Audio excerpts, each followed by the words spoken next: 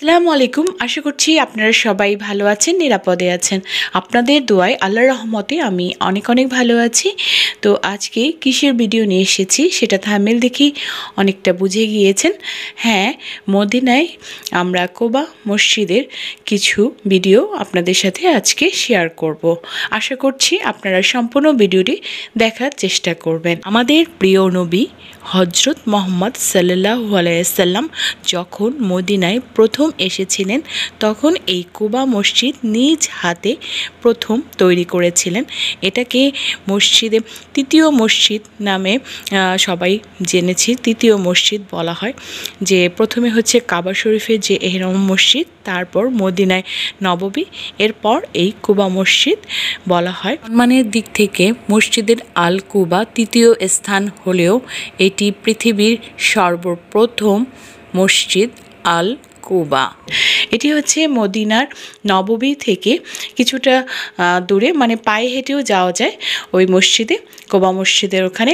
অথবা এখানে এক ধরনের গাড়ি আছে ইলেকট্রিক, যারা পায়ে হেঁটে যেতে না পারবেন তারা 10 রিয়াল করে একদম মসজিদের নববী থেকে কুবা মসজিদ, আবার কুবা মসজিদ থেকে মসজিদে নববীতে ওরা নামিয়ে দেবে। মানে 10 রিয়াল মানে 20 রিয়াল লাগবে প্রতিজন। এটার কাছাকাছি জুমার একটা মসজিদ রয়েছে। এই মসজিদে 2 রাকাত নামাজ পড়লে একটি উমরার সওয়াব পাওয়া যায়। আলহামদুলিল্লাহ আলহামদুলিল্লাহ আলহামদুলিল্লাহ, আল্লাহ সবাইকে এর নসিব করুক। তো এখানে অনেকে আছে যারা পায়ে হেঁটে না আসতে পারে, তারা ইলেকট্রিক যে গাড়িগুলো আছে সেটা দিয়ে আসে।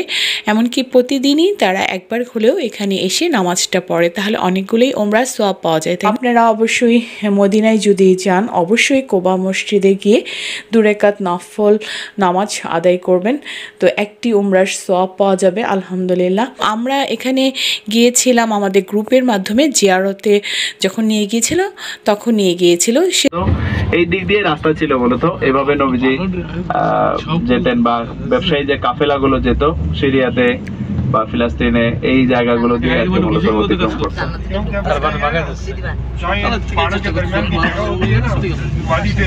जी जी जी, उसके अंदर बारिश का ये वो पानी रुक जाते हैं, काफले जो गुजरते हैं उनके लिए आसानी रहती है, अपने लिए जानवरों के लिए थोड़ा बहुत पानी मिल जाता है। अच्छा अकबर, एक और मस्जिद है, मस्जिद अतबान बिन मालिक। এই যে মসজিদে জুমা আমরা দেখি, এটা ডান বাম দিকে দেখি আমরা সকলেই, এটা হলো মসজিদে জুমা। এখানে সর্বপ্রথম নবীজি সাল্লাল্লাহু আলাইহি ওয়াসাল্লাম জুমার নামাজ পড়েছিলেন। हाँ, वो असल में यहाँ अंसार के 2 कबीले थे, औस और खजरज। औस वाले कुबा वाले थे, खजरज वाले ये थे। इन्होंने कहा आप हमारे चचेज़ाद भाई, ये देख ले पहले, ये देखिए ये मस्जिद है, इसमें भी ডান দিকে দেখি, ডান দিকে একটা মসজিদ আছে, এটা হলো मस्जिद अतबान बिन मालिक है। আতবান বিন মালিক রাদিয়াল্লাহু আনহু। उसके निशानात पहले ये बंद था ऐसे। अच्छा अच्छा, इन लोगों ने तुर्की से जो नक्शा मंगाया ना कि ज़ियारतों को खोलना है, जी जी, तो फिर उसमें ये खोला है। माशाअल्लाह। रही किया तो लीजिए उसके मस्जिद निकल गया था अतबान बिन मालिक का। जी जी जी, फेसबुक में, टिकटॉक में मौजूद है।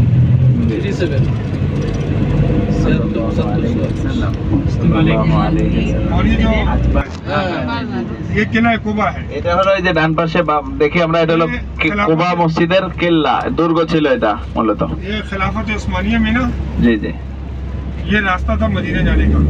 मदीना। यहाँ ये तभी मदीना बड़ा हो गया, दरमियान से पहाड़ तोड़ दिए ना।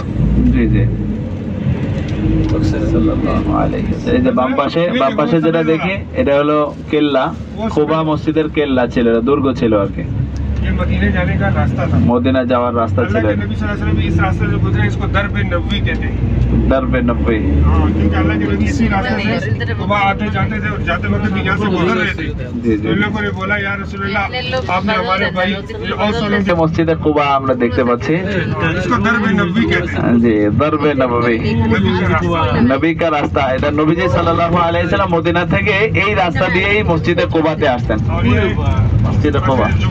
जुमा। আর এটা হলো জুমা মসজিদ। এখানে নবীজি পার হচ্ছিলেন, একদিন জুমার ব্যাপারে আল্লাহ তাআলা আয়াত নাজিল, মানে হুকুম জারি করলে এইখানে নবীজি সর্বপ্রথম জুমা নামাজ পড়েছিলেন। এজন্য ওই মসজিদের নাম হলো মসজিদে কুবা, এই মসজিদে জুমা, মসজিদে জুমা। मस्जिद वालों का भी जिक्र है। जी जी जी फीहि रिजालुन युहिब्बूना उन अन यततहहरू। जी जी अल्लाह के नबी ने सवाल भी किया उनसे, तुम क्या करते हो? उन्होंने क्या फरमाया था, हम पहले पत्थर से इस्तिंजा करते हैं, बाद में पानी से। हमारे जमाने में यानी पहले मिंदील से, टिश्यू से, बाद में पानी से। जी जी जी ऐसे नहीं आज ही जाके मस्जिद में তো কোবা মসজিদের ব্যাপারে যেমন আয়াত নাজিল হয়েছে, ঠিক তেমনি ভাবে কোবা মসজিদের যারা প্রতিষ্ঠাতা ছিলেন বা এখানের যারা অধিবাসী ছিলেন তাদের ব্যাপারেও আল্লাহ তাআলা আয়াত নাজিল করেছেন। তাদের একটা আমল ছিল যে তারা ঢিলা কলুক ব্যবহারের পরে আবার পানি ব্যবহার করতেন ইস্তেঞ্জার ক্ষেত্রে। তো আমরা যেমন এখন টিস্যু ব্যবহার করি তারপরে পানি ব্যবহার করি, তো এটার ব্যাপারে আল্লাহ তাআলা আয়াত নাজিল করেছেন। मालिक ने शर्त लगाया था कि मैं तुमको आजाद करूंगा, इस्लाम लाने के बाद बताया कि भी किताबत करो, किताबत आप जानते हैं। उसने बोला था कि तुम ये 300 दरख्त लगा कर दो, जब वो फल दे देंगे तुम आजाद हो जाएगा। तो 300 दरख्त अल्लाह के नबी ने अपने हाथ से लगाए थे। জি জি জি এই যে আমরা খুব মহব্বতের নজরের দিকে তাকাই, হযরত সালমান রাদিয়াল্লাহু আনহু এতটাই কুরবানি করেছেন, উনি দীর্ঘ 250 বছর হায়াত পেয়েছেন। উনি পারস্য থেকে এখানে আসছিলেন, নবীজির আগেই উনি মদিনাতে এসে হিজরত করে উনি একজন খুব অনেক বংশীয় পরিবারের একজন সন্তান থাকা সত্ত্বেও শুধু দিন খোঁজার স্বার্থে, দিনের সন্ধানে উনি প্রায় 7-8 জন ব্যক্তির হাতে উনি গোলাম হয়ে, ক্রয় বিক্রয়ের মাধ্যমে গোলাম হয়ে শেষ পর্যন্ত মদিনার এক ইহুদির কাছে এসেছিলেন। এই যে সামনে যে বাগানটা দেখতে পাচ্ছি এটা হলো হযরত সালমান ফারসি রাদিয়াল্লাহু আনহুর ওই ইহুদি মালিকের বাগান ছিল। তো সে মালিক হযরত সালমান রাদিয়াল্লাহু আনহু যখন মুসলমান হলেন তাকে অনেক কষ্ট দিত।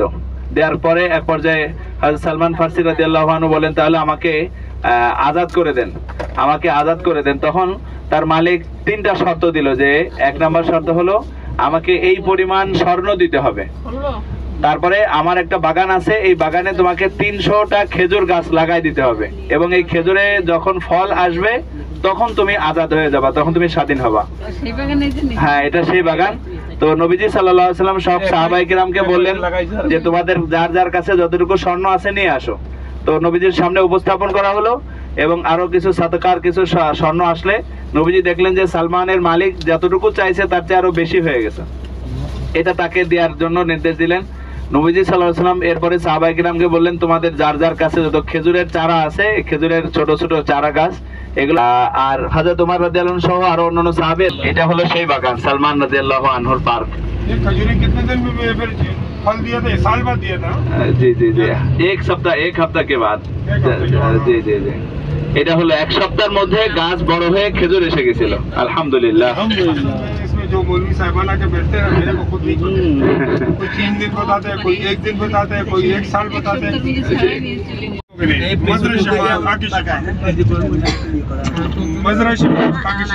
এই যে পিছনে যে মাটি আমরা একটু ছিলেন, আহত হয়েছিলেন যারা, নবীজি বলছেন যে তোমাদের আহত ক্ষতর জায়গায় এইখান থেকে মাটি নিয়ে লাগাও তো সুস্থ হয়ে যাবে। তো এইখান থেকে ওনারা মাটি নিয়েছিলেন। गांव है साद बिन खैसमा रजी अल्लाह ताला अन्हु का बाग है ये। अल्लाह के नबी असर के टाइम आकर यहाँ पर बैठा करते थे। নবীজি সাল্লাল্লাহু আলাইহি সাল্লাম আসরের নামাজের পরে এই বাগানে বসতেন। হযরত সাদ বিন সাল্লাল্লাহু আলাইহি ওয়াসাল্লাম এইখানে ওনাদের বাড়ি ছিল, এটা বাগান। আর অনেকবার বেড়াতে আসছেন এবং অনেকবার নবীজি মানে খানা খেয়েছেন এখানে। সাল্লাল্লাহু আলাইহি ওয়াসাল্লাম সাল্লাল্লাহু আলাইহি ওয়াসাল্লাম সাল্লাল্লাহু আলাইহি ওয়াসাল্লাম। मस्जिद कुबा है ना।